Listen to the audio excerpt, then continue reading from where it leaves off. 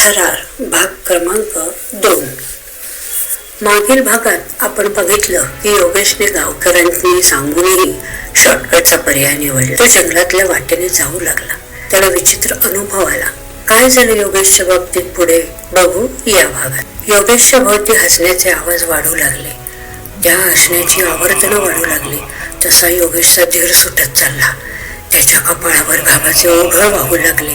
इच्छा असूनही तो मागे वळून बघू शकत नव्हता. तो भीतीने एका जागी चिकटल्यासारखा होता. असा गप्प उभा राहिला होता. योगेशला आता आपण आपल्या घरी परत जाऊ शकत नाही याची खात्री पटली. योगेशच्या लक्षात आलं की घरी त्याची बायको रत्ना, मुलं कपिल आणि राणी सगळे वाट बघत असतील. आपण इथे एका वेगळ्याच जगात अडकून पडलोय. कसं कळेल त्यांना. योगेश रडून आणि विचार करून करून दमला. योगेशच्या अचानक लक्षात आलं की त्याचे दोन्ही हात त्याच्या शरीराला चिकटले आहेत. हे लक्षात आल्यावर तो मुळापासून हादरला. त्याच्या लक्षात आलं इथे नक्की कोणती तरी विचित्र शक्ती वास करते म्हणून आपली अशी अवस्था झाली आहे. पण यातून आपल्याला सोडवणार कोण हा खूप मोठा प्रश्न त्याला पडला. योगेशचं त्याच्या शरीराला चिकटलेले हात तो ओढून काढण्याचा सतत प्रयत्न करत होता. पण शरीराला चिकटलेले हात थोडे सुद्धा उचलले जात नव्हते.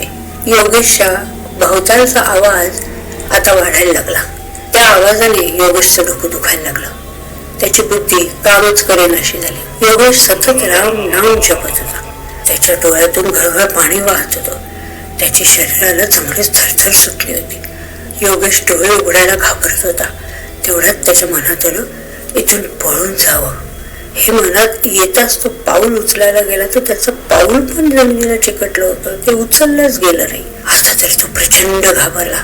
त्याचे हात पण चिकटले होते, पाय पण. त्याने भीतभीतच डोळे उघडले आणि जोर लावून पाय उचलायला गेला तर त्याचा पाय जमिनीला चिकटलेला आहे हे त्याला कळलं. तसा योगेश ओक्साबोक्शी रडायला लागला. बायको मुलांची आठवण काढत काढत रडायला लागला. तो जसा रडायला लागला तसं भोवतालचं हसणं थांबलं आणि भेसूर आवाजात रडणं ऐकू आलं. ते रडणं ऐकून योगेश बेशुद्ध पडण्याच्या मार्गावर होता. हळूहळू रडण्याचा आवाज वाढू लागला. मला तू पाहिजे, मला तू पाहिजे, मला तू पाहिजे असं रडताना कोणीतरी म्हणू लागलं. ते ऐकून तर योगेश आणखीन घाबरला. आता हा आवाज आपल्याला मिळेल याची खात्री योगेशला पटली.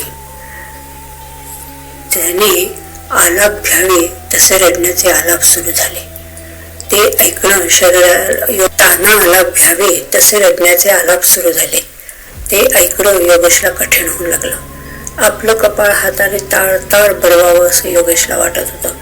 त्या भरात तो कपाळ पडवायला हात उचलायला गेला पण त्याचे हात कुठे मोकळे होते. आपले हात आपल्या शरीराला चिकटलेले आहेत हे त्याच्या लक्षात आलं जे तो विसरला होता. योगेशच्या छातीत आता धस्स झालं. योगेशला वाटायला लागलं बहुधा थोड्या वेळाने आपल्याला रडायला पडेल. तोंड उघडता आलं नाही तर. योगेशच्या डोळ्यांना सतत धार लागली होती. अचानक योगेशच्या भोवताली निशब्द शांतता निर्माण झाली.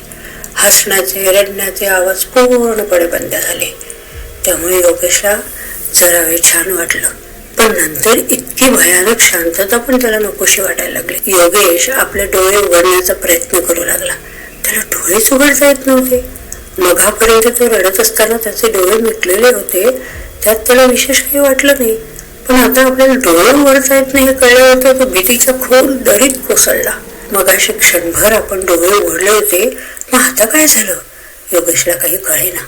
योगेशला आता जिवंत घरी परतण्याचे मार्ग सगळे बंद झाल्यासारखे वाटले. सतत रामनाम जप चालूच होता.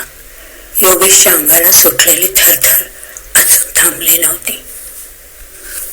आता काय झालं असेल योगेशला.